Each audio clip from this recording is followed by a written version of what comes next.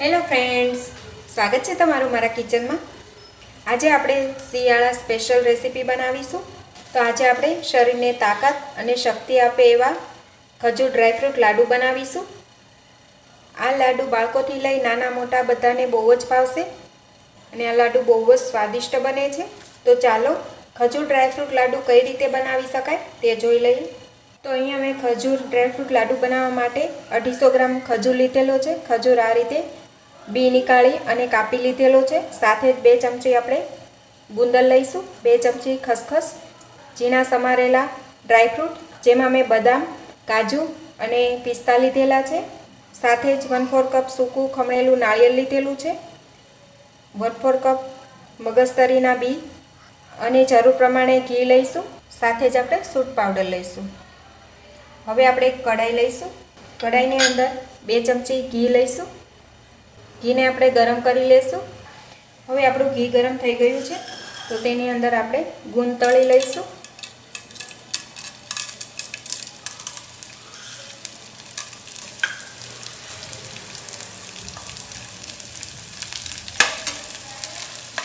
ગુંદને આપણે આ રીતે ફેરવતા જઈશું જેથી સારી રીતે બધી સાઈડથી ફ્રાય થઈ જાય।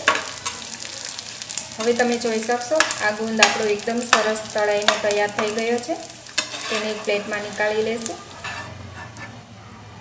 બાકીનો ગુંદર પણ ફ્રાય કરી લઈએ।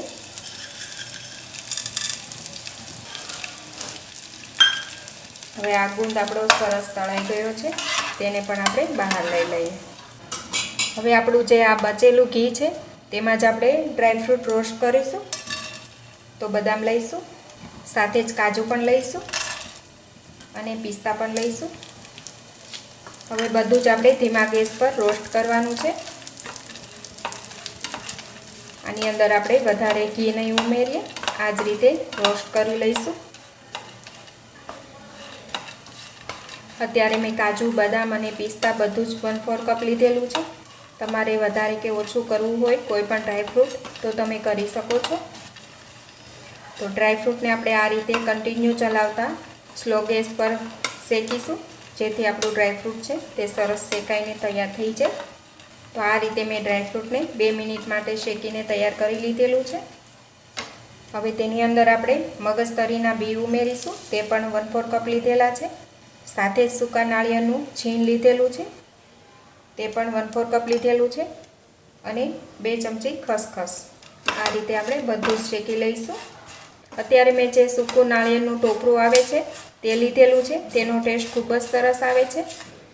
હવે આ બધું સરસ શેકાઈ ગયું છે, તેને આપણે એક બાઉલમાં નીકાળી લઈશું। ફરી આપણે એ જ પેનમાં 2 ટેબલસ્પૂન ઘી લઈશું। હવે તેમાં આપણે ખજૂર લઈશું 250 ગ્રામ। ખજૂરને આ રીતે બી નીકાળી અને ઝીણો સમારી લીધેલો છે। હવે ખજૂર સરસ શેકાઈ જાય અને સોફ્ટ થઈ જાય ત્યાં સુધી શેકી લેવાનો છે। તો આ રીતે આપણે ચલાવતા ખજૂરને શેકીને તૈયાર કરીશું। બને ત્યાં સુધી આપણે ખજૂર પોચો હોય તેવો જ લેવાનો છે જેથી એકદમ સરસ રીતે આ રીતે મેલ્ટ થઈ જાય। તો તમે જોઈ શકશો આ રીતે આપણો ખજૂર છે તે સરસ સોફ્ટ થઈ ગયો છે। તો આ રીતનો સોફ્ટ થાય ત્યાં સુધી તમારે શેકી લેવાનો છે। આ ખજૂરને શેકાતા 4 થી 5 મિનિટ જેવો ટાઈમ લાગેલો છે। હવે તેની અંદર 1/4 ટીસ્પૂન આપણે સૂંઠનો પાવડર ઉમેરીશું। સાથે જ તમારે ફ્લેવર માટે એલચી પાવડર ઉમેરવો હોય તો એ પણ તમે લઈ શકો છો। હવે સૂંઠ પાવડર ઉમેરી અને સારી રીતે બધું જ મિક્સ કરી લેવાનું છે। ગેસની ફ્લેમ હવે આપણે બંધ કરી લઈશું। સૂંઠ પાવડર નાખ્યા બાદ બધું જ સારી રીતે મિક્સ થઈ જાય એટલે આપણે નીચે ઉતારી લઈશું અને મિશ્રણને આ રીતે આપણે થોડું થોડું છૂટું કરી લેશું જેથી જલ્દી ઠંડુ થઈ જાય। તો આ મિશ્રણને આપણે નીચે ઉતારી ઠંડુ કરી લેવાનું છે। હવે આ રીતે મિક્સર ઠંડુ થઈ ગયું છે। હવે તેની અંદર આપણે ડ્રાયફ્રૂટ અને તળેલો ગુંદર છે એ ઉમેરી દઈશું।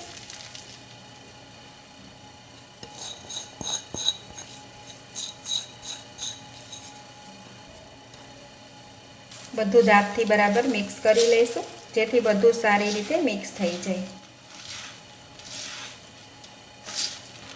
હવે તમે જોઈ શકશો આ બધું સારી રીતે મિક્સ થઈ ગયું છે।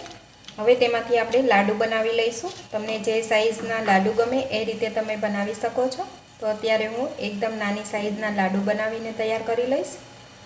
તો આ રીતે એક લાડુ મેં બનાવીને તૈયાર કરી લીધેલો છે, તો તેને એક પ્લેટમાં મૂકી જઈશ. તો આ જ રીતે હું બાકીના બધા જ લાડુ બનાવીને તૈયાર કરી લઈશ. તો ફ્રેન્ડ્સ, તમે પણ આ શિયાળાની સિઝનમાં આ રીતે ડ્રાયફ્રૂટ લાડુ જરૂરથી બનાવજો. આ ડ્રાયફ્રૂટ લાડુ નાના મોટા બધાને ભાવે તેવા બને છે અને આ લાડુ ખાવામાં તો ખૂબ જ ટેસ્ટી જ છે, પણ બનાવવામાં પણ બિલકુલ ટાઈમ નહીં લાગે. તમે 10થી 15 મિનિટમાં આ લાડુ બનાવીને તૈયાર કરી શકો છો. આ રીતે બધા જ લાડુ બનીને તૈયાર છે. તો તમે જોઈ શકશો લાડુ આપણા એકદમ સરસ બનીને તૈયાર થયા છે. ખાવામાં ખૂબ જ ટેસ્ટી છે.